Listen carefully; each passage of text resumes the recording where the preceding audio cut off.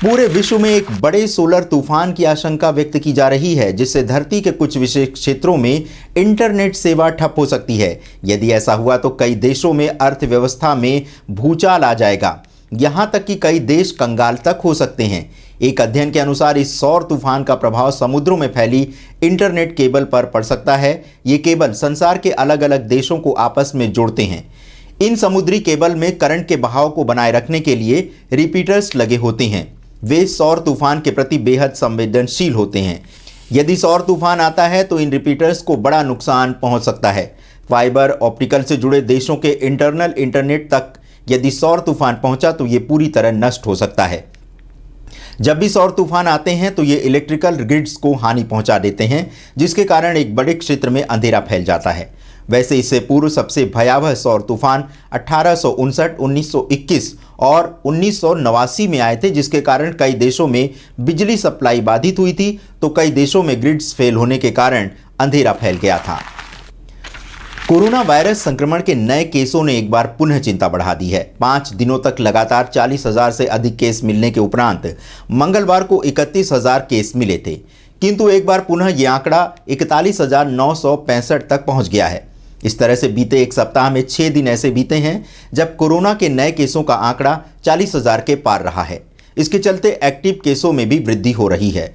दक्षिण अफ्रीका में पाए गए कोविड के नए वेरिएंट C1.1.2 को लेकर अब कई देशों की चिंता बढ़ती जा रही है। जुलाई में साउथ अफ्रीका से जितने केस आए उनमें से करीब 2% इसी वेरिएंट के थे। C.1.2 को रिसर्चर्स ने म्यूटेशंस का तारामंडल कहा है। कुछ ने इसे बाकी वेरिएंट्स के अनुपात में बेहद म्यूटेटेड बताया है। मूल वुहान स्ट्रेन के अनुपात में इसमें 44 से 59 म्यूटेशंस अलग हैं। अधिकतर म्यूटेशंस स्पाइक प्रोटीन में हैं, जिसकी सहायता से वायरस मनुष्य की कोशिकाओं पर हमला करता है। पिछले 17 महीनों का अनुभव यही बताता है कि स्पाइक प्रोटीन्स के म्यूटेशंस संक्रामकता को बढ़ा सकते हैं। किंतु यदि C.1.2 वेरिएंट संक्रामक एवं गंभीर बीमारी देने वाला भी हुआ तो एक बड़े संकट का ये संकेत हो सकता है। ये वेरिएंट वैक्सीन द्वारा दिए गए सुरक्षा चक्र को भी भेज सकता है। इस बीच WHO की ओर से कहा गया था कि भारत में कोरोना वायरस एंडेमिक स्तर पर है, यानी समाप्त होने वाला है, किंतु नए वेरिएंट ने एक नई चेतावनी दे दी है। किंतु डेल्टा वेरिएंट के कारण भारतीयों में प्रतिरोधक क्षमता में जो वृद्धि हुई है, उससे नए वेरिएंट के प्रभाव में कमी आ सकती है। अभी पिछले 3 माह में साउथ अफ्रीका समेत 8 देशों में ये नया वेरिएंट मिल चुका है। अब यदि आप चाहें तो अपने दिवंगत परिजनों का अस्थि विसर्जन दूर रहते हुए भी हरिद्वार के गंगा घाट पर करा सकते हैं। इसका आप सजीव प्रसारण भी देख सकेंगे। 1 माह के अंदर योजना आरंभ होगी, जिसमें विदेशी नागरिकों से $100 का शुल्क तो भारतीय नागरिकों से शुल्क की राशि अभी तय की जानी शेष है। आपको अस्थि विसर्जन करने के लिए परिजनों को कुरियर से अस्थियां हरिद्वार स्थित उत्तराखंड संस्कृत अकादमी के पते पर भिजवानी होगी, जिसके पश्चात अकादमी परिजनों के पंडों से संपर्क कर अस्थि विसर्जन कराएगी। संस्कृत अकादमी की ओर से अस्थियां विसर्जन कराने के लिए ई ब्रोशर के माध्यम से 3 भाषाओं हिंदी, अंग्रेजी एवं संस्कृत भाषा में जानकारियां प्रदान की जाएंगी। इसके लिए सर्वप्रथम आपको संस्कृत अकादमी की ओर से बने ऑनलाइन पोर्टल पर पंजीकरण कराना होगा। हिंदू धर्म के अतिरिक्त दूसरे धर्म के लोग भी अस्थि विसर्जन करा सकते हैं। कोरोना महामारी के चलते देश की अर्थव्यवस्था की धीमी पड़ी गति में वित्तीय वर्ष 2021-22 के तिमाही में 20.1% का उछाल देखने को मिला है। यद्यपि पिछले वित्त वर्ष की पहली तिमाही में जीडीपी में 24.4% की गिरावट आई थी। ऐसे में जीडीपी का आधार ही कम हो गया था।